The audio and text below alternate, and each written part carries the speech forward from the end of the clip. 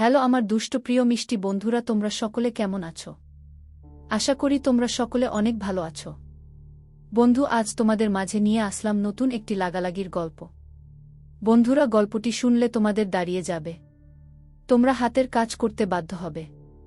তাই ভিডিওটি না টেনে শেষ পর্যন্ত গল্পটি দেখুন। চলুন বন্ধুরা, আর কথা না বাড়িয়ে গল্পটি শুরু করি। অসম্ভব সুন্দর লাগছে আপনাকে মিস ধানীলঙ্কা, রিয়ান।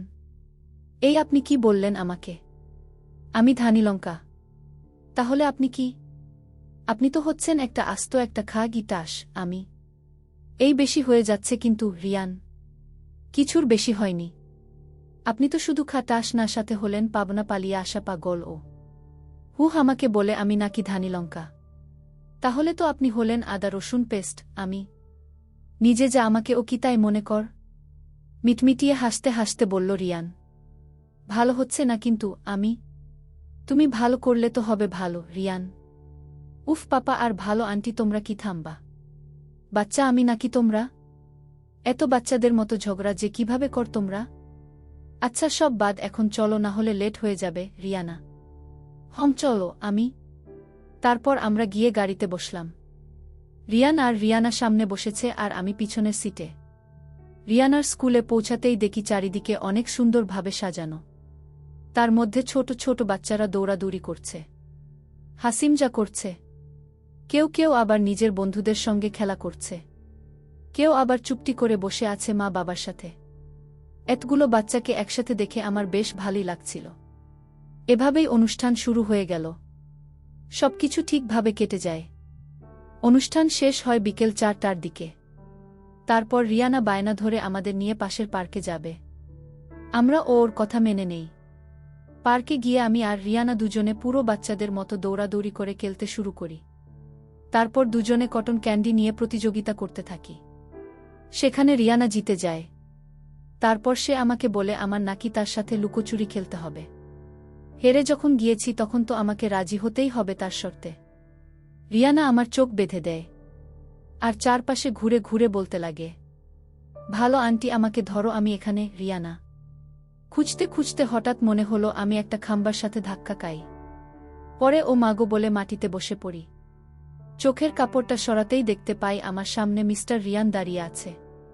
তাই আমি বলি, আপনি এখানে কি করছেন খাটাস সাহেব? এখানে তো মাত্র একটা খাম্বা ছিল, যার সাথে ধাক্কা খেয়ে আমি মাটিতে বসে পড়ি। উফ আল্লাহ গো, এত শক্ত নাকি খাম্বা হয়? মনে হয় কেউ রড দিয়ে বানিয়েছে। আমি। আমার কথা শুনে হাসতে হাসতে রিয়ানা বলে, ভালো আন্টি। রিয়ানা, হ্যাঁ পাখি বলো। আমি। তোমার সেই রড দিয়ে বানানো খাম্বা কিন্তু হচ্ছে আমার পাপা। রিয়ানা, ও আচ্ছা। খাটাস সাহেব, আপনি মানুষ নাকি এলিয়েন? বাবারে বাবা, এত শক্ত নাকি মানুষ হয়? আপনি তো খাটাস, আপনি মানুষ কেন হতে যাবেন? একা একাই বিড়বিড় করতে থাকি আমি। মিস ধানীলঙ্কা, নিজের দোষ আগে দেখেন, তারপর আমাকে বলবেন। রিয়ান, পাপা এখন চলো বাসায় যাই। আমি ক্লান্ত হয়ে গেছি, আমার রেস্ট দরকার। রিয়ানা, ওকে মাম্মা। রিয়ান। তারপর আমরা বাসায় চলে আসি। পরদিন সকালে ও সব আগের মতোই হচ্ছিল। আজকে আমি চলে যাব এই বাসা থেকে, কারণ রিউ ও এখন যথেষ্ট সুস্থ হয়ে গেছে। আর আমারও হসপিটাল থেকে অনেক কল আসছিল। আবার বাবাই ও তো আছে বাসায়। ব্রেকফাস্ট টেবিলে বসে সবাই ব্রেকফাস্ট করছিলাম, তখনই কলিং বেল বেজে উঠে। একজন মেইড গিয়ে দরজা খুলে দেয়। ভিতরে প্রবেশ করে আমার মতো বয়সী একজন মেয়ে। তাকে দেখে আন্টি আর মিস্টার রিয়ানকে কেমন জানি লাগছিল দেখতে। রিয়ান আন্টিকে ইশারা করতেই আন্টি গিয়ে রিউ পাখিকে ঘরে রেখে আসে। আমি তখনও কিছু বুঝছিলাম না, তাই কৌতূহল নিয়ে সবকিছু দেখছিলাম। মিস্টার রিয়ান বলতে শুরু করে, আপনি এখানে কি জন্য এসেছেন? কি চাই আপনার এখানে? আমার জানামতে আপনি 6 বছর আগেই এ বাসার সাথে আর এ বাসার মানুষের সাথে সব সম্পর্ক নষ্ট করে দিয়েছেন। তাহলে এখন আপনার এখানে কাজ কি? রিয়ান, সেটা তুমি ঠিকই জানো, তাই মনে হয় না আমার আর বলার প্রয়োজন রয়েছে। মেয়েটি, আপনি যা চাচ্ছেন তা কোনোদিনও হবে না। অত্যন্ত আমি রিয়ান আহমেদ বেঁচে থাকতে তো এটা অসম্ভব। রিয়ান, তাহলে তুমি মরে যাও। আমার মেয়েকে আমার চাই, যে কোনো মূল্যে। এখন তোমরা ভালোই ভালোই আমার মেয়েকে আমার কাছে দিয়ে দিলে তো ভালোই, নয়তো আমার পুলিশের সাহায্য নিতে হবে। মেয়েটি তা কি বলে পুলিশের কাছে আপনি সাহায্য চাবেন শুনি? আমার স্বামীর মৃত্যুর পর আমি আমার মেয়ে আর মৃত স্বামীর পরিবারের সাথে সম্পর্ক ছিন্ন করে নতুন প্রেমিকের কাছে চলে যাই। কিন্তু এখন আমার মমতাবোধ জেগে উঠেছে, তাই আমার মেয়েকে আমার চাই। নাকি আমি আর কখনো মা হতে পারবো না, তাই নিজের চিহ্ন হিসেবে আমার ওকে চাই। নিজের কমতি মুছাতে। রিয়ান, বেশি হয়ে যাচ্ছে কিন্তু রিয়ান, এতবার বেরো না, খুব শীঘ্রই হয়তো ঝরে পড়ে যাবে মেয়েটি। রিয়ান আহমেদ তোমার মতো থার্ড ক্লাস মানুষ না, বুঝলে? রিয়ান আহমেদ কখনো ঝরে পড়বে না। রিয়ান, তোমাকে কিন্তু আমি দেখে নিব।